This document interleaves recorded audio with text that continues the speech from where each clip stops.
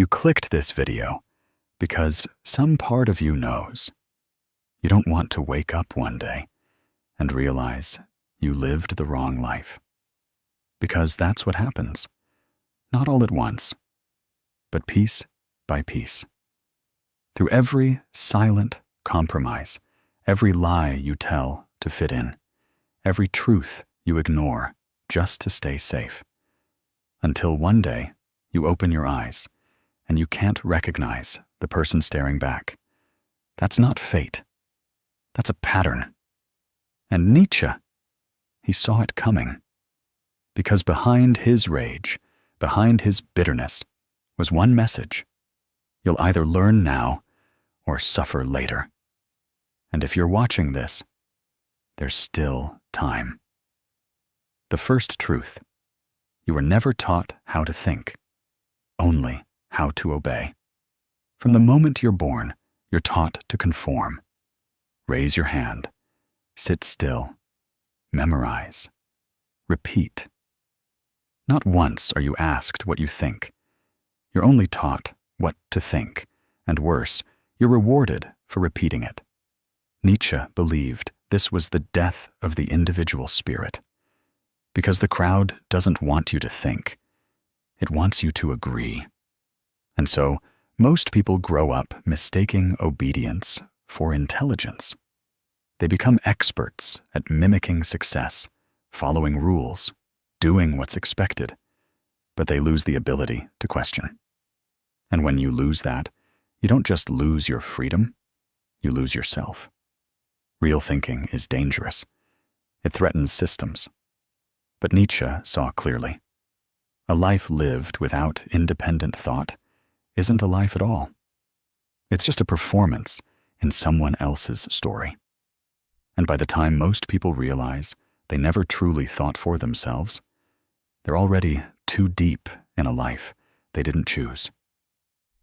The second truth: most people want comfort more than truth. If you show most people the truth, they won't thank you. They'll reject you. Because comfort is addictive. It's warm, familiar, and predictable. The truth, on the other hand, is often cold, ugly, and inconvenient. Nietzsche called this out in every era, the way people pretend to love truth, but really just want reassurance. They don't want to be awakened. They want to be coddled. And so they surround themselves with easy answers, feel-good slogans, and groupthink opinions. Not because they are evil, but because they're afraid. But the truth doesn't care if you're afraid. It doesn't soften itself for your feelings. It shows you reality as it is, not as you wish it to be. And most people, Nietzsche believed, can't handle that. So they choose ignorance, distraction, and fantasy, until one day, truth crashes through their comfortable world anyway. By then, it's usually too late. The third truth: what hurts you is often what reveals you. People avoid pain like it's poison, but Nietzsche saw pain as a kind of mirror, the only one that reflects who you truly are. He said, "To live is to suffer. To survive is to find meaning in the suffering. What you fear reveals what you're attached to. What breaks you reveals what you've neglected. What you fight reveals who you think you are." Yet most people try to silence pain rather than listen to it. They medicate it, avoid it, distract from it. But pain doesn't leave. It waits. It grows. And eventually, it forces a confrontation. Nietzsche didn't believe in running from pain.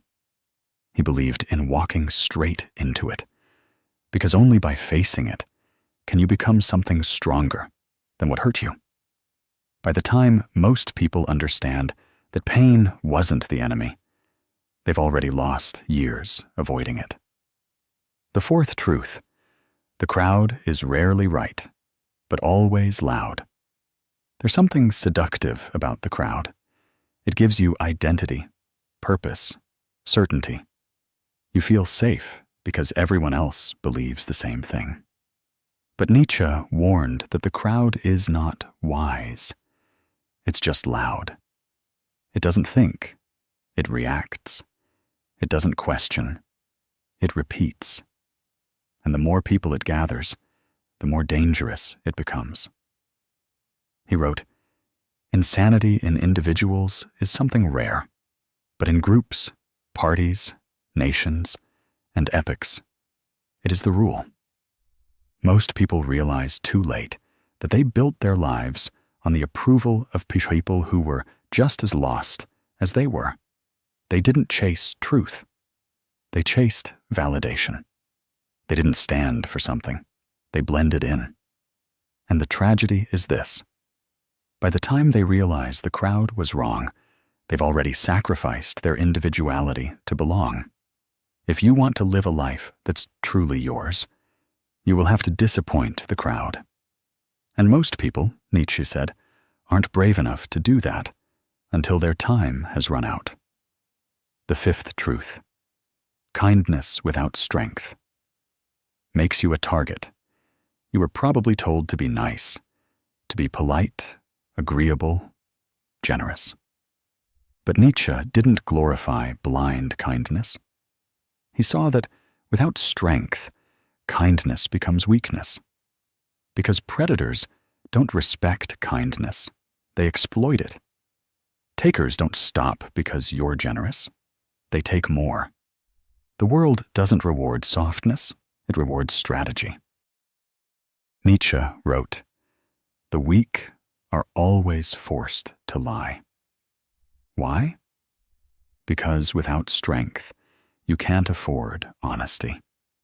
You suppress your needs, hide your boundaries, shrink your voice, all in the name of peace. But peace without power isn't peace. It's submission. The person who's kind and strong, that person changes lives. But the person who's only kind, they get used, discarded, and forgotten. And most people only learn this after years of betrayal, by friends, family, and even themselves. You've now heard 5 of Nietzsche's warnings. 5 truths people only realize when they've already paid the price. But this is only the beginning, because the next 4 truths are darker. They explain why your discipline disappears, why your shadow keeps sabotaging you, and why people say they support you until you finally start to succeed. It gets more personal, more uncomfortable, and far more real. If you think you're ready for that, let's go. The 6th truth: discipline isn't motivation. It's self-respect. Most people chase motivation like it's a magic key. They wait for the right mood, the perfect setup, the inspirational quote that'll push them forward. But Nietzsche would laugh at that, because he understood something deeper. The person who waits for motivation is already surrendering their power. Discipline, Nietzsche knew, wasn't about hustle culture or punishment. It was about integrity.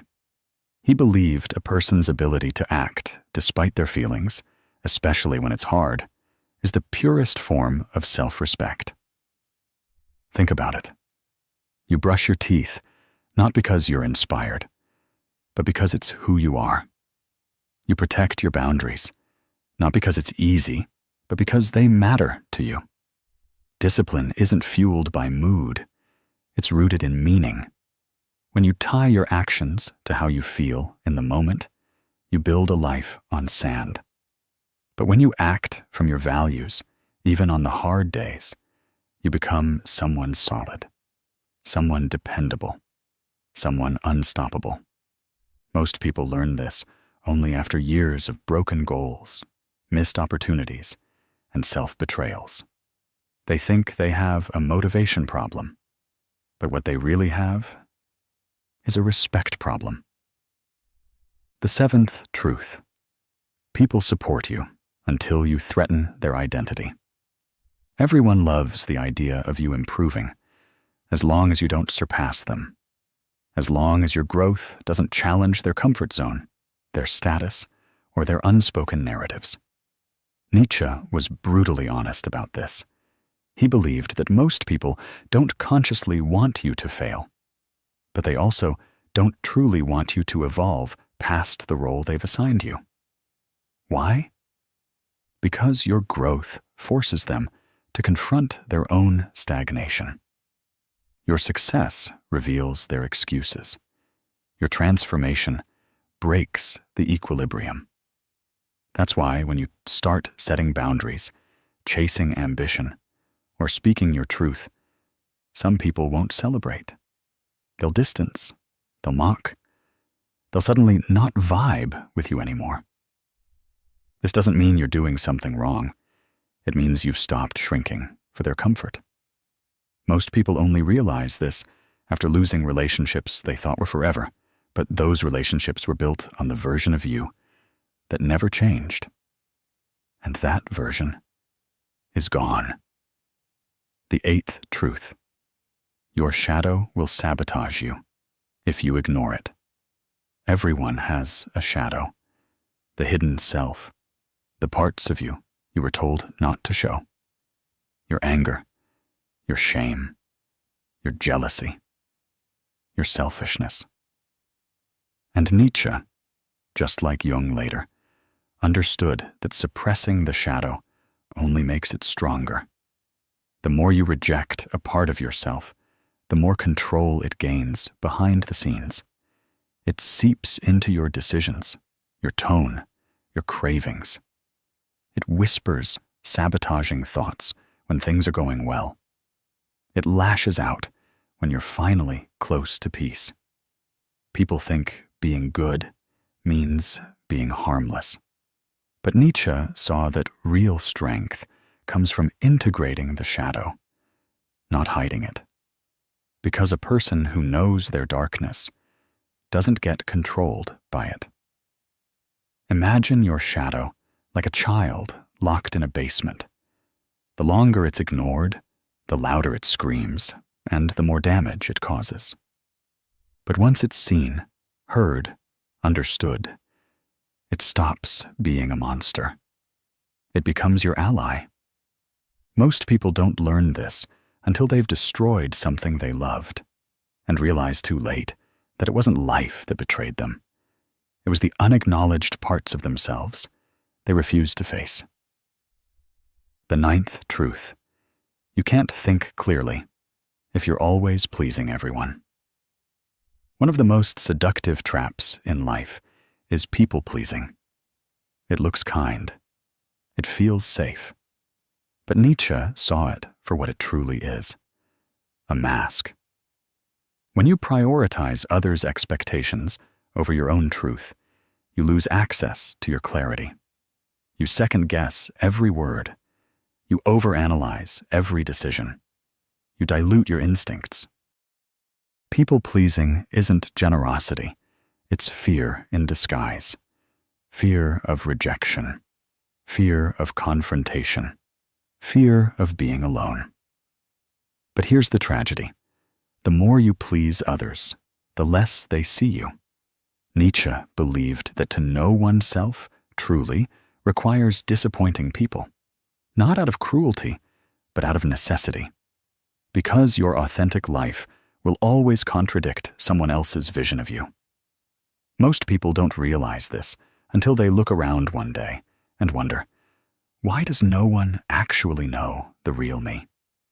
It's because you trained them to love your performance, not your truth. And by the time that truth finally demands to be seen, the people around you might not recognize it. Or worse, they might resent it. You've now heard 9 truths, and each one is like a quiet scream from your future self, warning you of what happens when you ignore them. But we're not done, because in the final 4 truths, we'll go even deeper.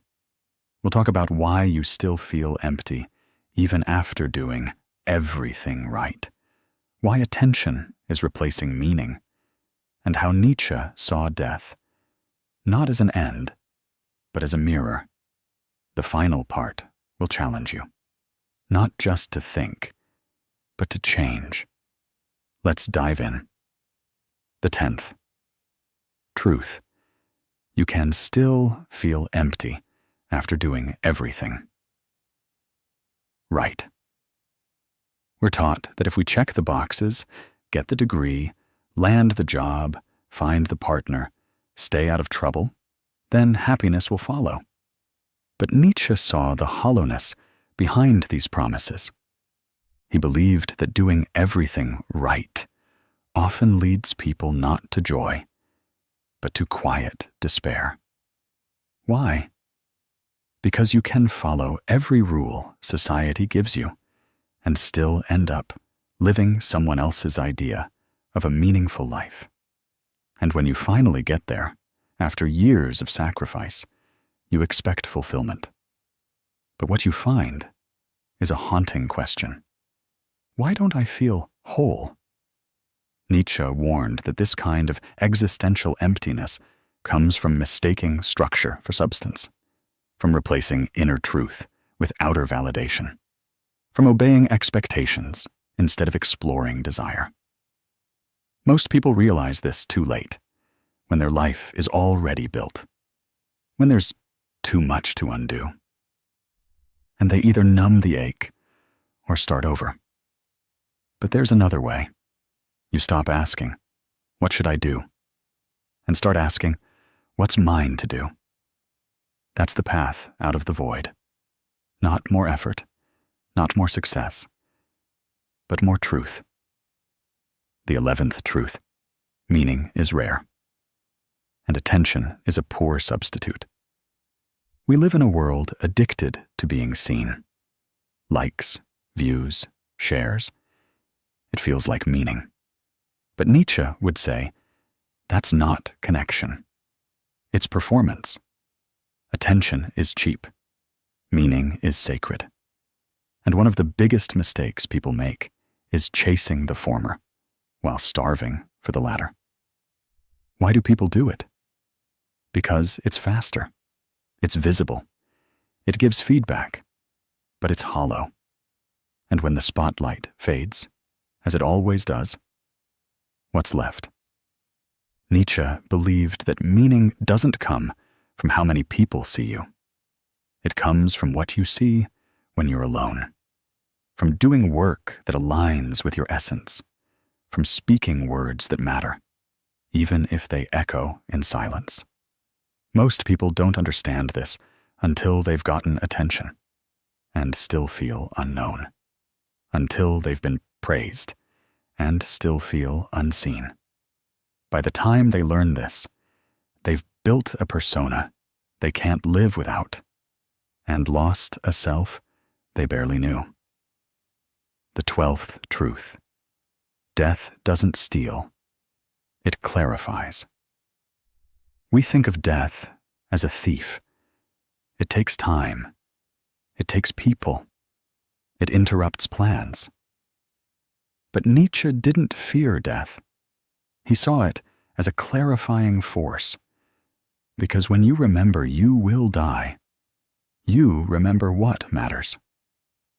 He asked, if you had to live this exact life over and over again for eternity, would you? Most couldn't say yes. And that's the point. Death, Nietzsche taught, is not the enemy. It's the mirror. It strips away the noise, the excuses, the delay. It asks, are you spending your time or wasting it? Are you loving deeply or performing affection? Are you living or just continuing? Most people only wake up to these questions when they've lost someone, when they've faced a diagnosis, when time shows up, not as infinite, but as a closing door. And by then, the life unlived starts to haunt more than death itself. The 13th. Truth. Your freedom will cost you everything that was fake. This is Nietzsche's final and perhaps most brutal truth. He believed that to become truly free, not just externally, but psychologically, you have to destroy every illusion that kept you safe. Your false friendships, your coping mechanisms, your titles, your need to be liked. Freedom, he said, is not given. It's taken. And the price? Everything that's not real. Because real freedom is terrifying. It's standing alone in your truth. It's saying no when it costs you approval. It's not needing to belong, because you've finally found belonging within yourself. Most people flirt with freedom. They dip their toes in it. But when the shedding starts, when the fake starts to fall away, they panic. Because the familiar, even if it's false, feels safer than the unknown. But Nietzsche believed, until you lose what isn't truly yours, you'll never discover what is. And most people? They learn that only after years of quiet resentment. After years of wondering, why do I feel like a stranger in my own life? You've just heard 13 of the most painful and liberating truths people learn too late in life. And Nietzsche didn't share these truths to shame or scare you. He shared them to awaken you. Because every one of these truths is a fork in the road. Ignore them, and you drift. Live them, and you begin. And maybe you're not ready to change everything yet. That's okay. Awareness always comes before action.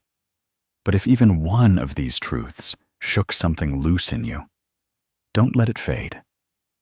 Comment below. Which one hit you the hardest? Which one are you still resisting? And if this video made you feel seen, subscribe. We're building a space for people who want more than surface-level advice. People who want to think deeper, feel stronger, and finally, live differently. Welcome to Think See. You're not behind. You're just starting with the truth.